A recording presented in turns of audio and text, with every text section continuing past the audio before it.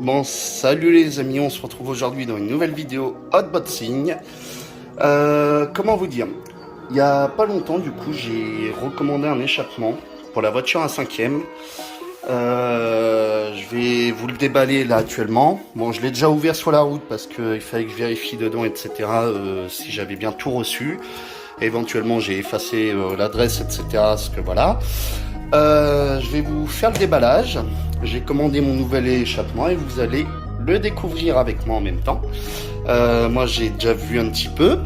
Plutôt magnifique. Donc, il va aller sur ma grosse voiture qui est là. Hein. Et par la suite, je vous prévois justement peut-être une nouvelle surprise. Donc, soit un nouveau châssis, soit de nouvelles pièces, etc. Je ne sais pas encore. Vous le verrez sur un prochain unboxing, sur une prochaine vidéo. Là, aujourd'hui, je vous fais le déballage de mon nouvel échappement. Donc, hop, je vous l'ai ouvert. Maintenant, on va le découvrir ensemble. Et je vous ferai une petite vidéo, peut-être cet après-midi, pour justement démarrer la voiture avec le nouvel échappement, pour que vous puissiez voir, en gros, hop, je vais vous retirer le papier 2 secondes, pour que vous puissiez voir comment il donne et comment il démarre, etc. Je vous mettrai des photos, etc. dans le montage de la vidéo. Donc voilà. Et peut-être éventuellement en septembre, je vais essayer d'aller au club pour voir une compétition ligue de voiture à 5e. Donc je vous ferai peut-être découvrir avec moi la compétition sur un circuit de par chez moi. Donc voilà, il y aura peut-être une autre nouvelle vidéo encore aussi au mois de septembre. Donc quand j'irai au circuit pour filmer un peu de compétition, etc. Et moi éventuellement peut-être me renseigner sur certaines choses au niveau du club. Donc voilà. Et je vous montre ce nouvel échappement. Je vous fais pas patienter plus longtemps. Donc hop, on va le prendre. Et voilà. Là on va le découvrir ici. Je pense que vous avez déjà deviné un petit peu. Je vais vous le mettre à côté. Je vais le déballer à une main. Hop. Alors attendez, je vous reprends. Je déballe tout ça. Je vous reprends aussitôt après. Donc voilà ce nouvel échappement. Clac. Voilà. J'ai commandé le Big Tornado version titane. Voilà cette beauté. Comment il est. Vous voyez, bon là je suis un petit peu dans le noir, donc on le voit pas très bien au niveau des reflets. Mais vous voyez, il est juste magnifique, incroyable. Il va remplacer mon Samba 3. Donc voilà, un magnifique échappement Big Tornado titane. Donc voilà le modèle que j'ai choisi. Et quand je vais vous montrer l'état de mon ancien Samba 3, voilà pourquoi il était temps que je le change un peu. Bon, c'est vrai que celui-là est un peu plus homologué pour la compétition, mais je pense que même le Big Tornado, je pense qu'il doit pouvoir passer en compétition Ligue. Dites-moi en commentaire si vous savez la réponse. Parce que moi, j'ai été me renseigner. Un coup on me dit que c'est pas homologué pour le Big Tornado, un coup on me dit que c'est homologué. Enfin, je sais plus. Donc, si vous savez déjà la réponse, dites-moi-le en commentaire. Et surtout, n'hésitez pas à lâcher votre like et votre pouce, du moins sur cette vidéo, sur ma chaîne, etc. N'hésitez pas à liker, commenter, partager si besoin. Vous abonner en activant la cloche des notifications. Surtout, n'oubliez pas, si vous voulez louper aucune vidéo de ce qui sera publié sur la chaîne. Donc voilà, c'est le nouvel échappement qui va être monté sur cette grosse mémère, mon petit bijou. Et j'ai fait, comme vous pouvez le voir, un socle pour la mécanique, tout ça. Donc comme ça, je pourrais vous présenter un peu plus de vidéos et un peu plus de contenu mécanique, etc. sur le châssis. De comment je fais mes réglages, de comment je règle, par exemple, l'inclinaison des roues, la chasse, le débattement, le réglage des amortisseurs, comment je monte mes pièces, etc. Voilà, j'essaierai de vous proposer un peu plus de contenu dans le temps sur la préparation de la voiture, de comment moi je la prépare, du moins pour rouler en débutant, et comment elle sera, comment le châssis va évoluer pour pouvoir éventuellement aller faire de la compétition par la suite. Donc voilà. Et pour l'échappement Samba 3, vous voyez, hein, il était un petit peu de temps que je le change, ça faisait un petit moment, et vous voyez, j'ai été obligé de faire une bosse, comme vous pouvez le voir ici, parce que malheureusement le pignon, le pignon moteur du moins, venait frotter, comme vous voyez ici. Donc j'avais dû l'enfoncer ici un petit peu au marteau, pour pouvoir que le pignon en fait ne vienne pas frotter dessus, parce que quand je roulais, bah, ça frottait, et puis bah, vous savez, c'est un échappement, hein, donc il faut éviter de, je pense, de le faire frotter sur le pignon moteur si vous ne voulez pas niquer ou abîmer votre axe, etc. Enfin voilà, j'essaye de faire au mieux que je peux pour améliorer cette voiture. Donc là aujourd'hui j'ai mon nouvel échappement et je vous ferai une petite photo et une vidéo tout à l'heure quand je vais démarrer le moteur. Je pourrais pas rouler malheureusement avec, parce que ce que je vous avais expliqué justement, voilà, je vais vous défaire la carrosserie, comme ça vous allez le voir par vous-même. En gros, j'ai retiré déjà la tringlerie, voilà, de frein. Parce que tout simplement avant, comme vous avez pu voir sur la dernière vidéo, c'était un frein sous forme de disque qui allait ici. Donc là j'ai retiré tout le système, vous voyez, de frein qui est ici, pour avoir juste seulement la transmission. Donc j'ai retiré en attendant la tringlerie, parce que je vous ai dit le mois prochain je vous réserve une petite surprise, j'ai une autre commande encore à passer. Donc soit je passe une commande, soit si éventuellement bah voilà, j'ai du budget qui arrive, je vais peut-être éventuellement changer de châssis. Donc soit je change de châssis, soit je vais remettre des pièces le mois prochain. Je vous laisse la surprise dans une prochaine vidéo. Donc il y aura peut-être de nouvelles surprises, d'où pourquoi la tringlerie a été supprimée, parce qu'il va y avoir un gros changement sur le système de frein, etc. Du moins des bonnes petites modifications qui vont être faites dessus. Déjà pour aujourd'hui, voilà le nouvel échappement qui va être monté. Je vous remontrerai tout ça tout à l'heure en photo, etc. Et puis en démarrage. Donc voilà. Et en gros le mois prochain, je vous réserve quelques petites surprises, soit des nouvelles pièces, soit éventuellement ce que je vous avais expliqué lors de la dernière vidéo, des nouvelles pièces et peut-être éventuellement un nouveau châssis. Mais pour le nouveau châssis, ça va sûrement prendre un peu plus de temps que prévu, parce que bon, le châssis, c'est soit je le prendrai neuf, et par contre là il y a du budget à mettre, sans vous le cacher, soit je le prendrai d'occasion et ça me permettrait de mettre moins de temps à l'avoir. Parce que bon, si vous préférez, moi je vais changer entièrement. C'est que si vous préférez, je vais vouloir prendre un châssis vraiment homologué pour la compétition, parce que celui-là malheureusement n'est pas homologué pour le moment. J'ai eu un souci aussi au niveau du moteur, je vous montrerai un peu plus tard de ce que j'ai dû faire pour faire sortir le moteur.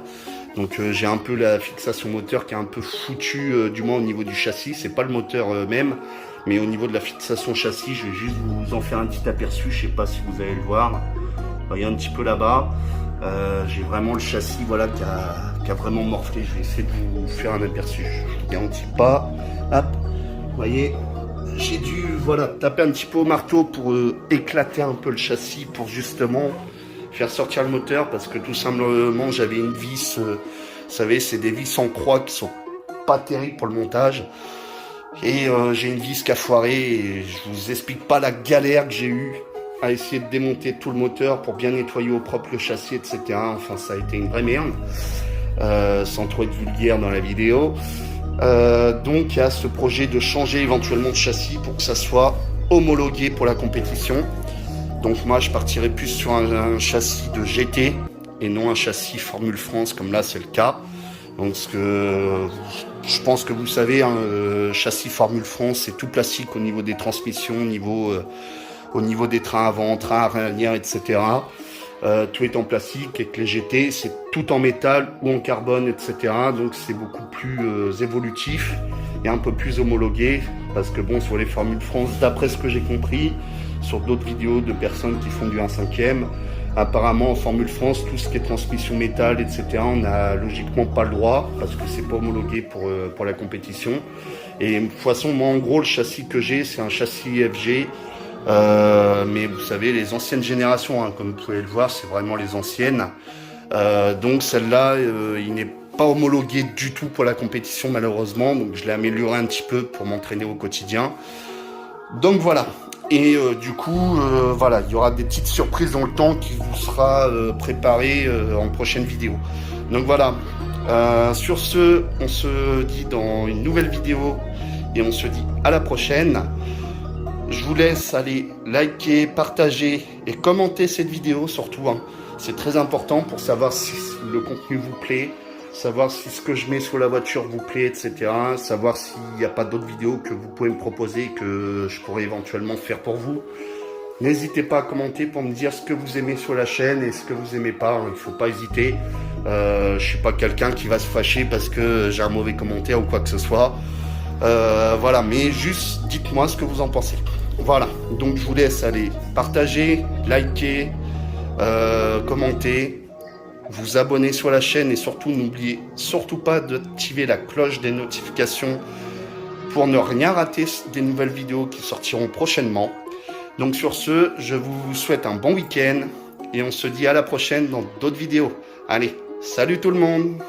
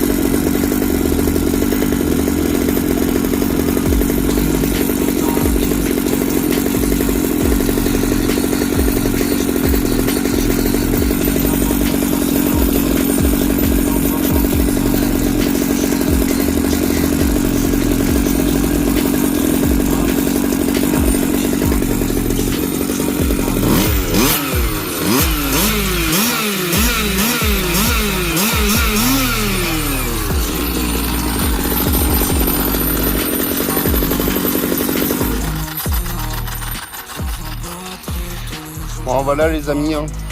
Là j'ai été obligé un petit peu de l'éteindre parce que comme vous pouvez le voir, il a tellement de couple ce moteur, franchement.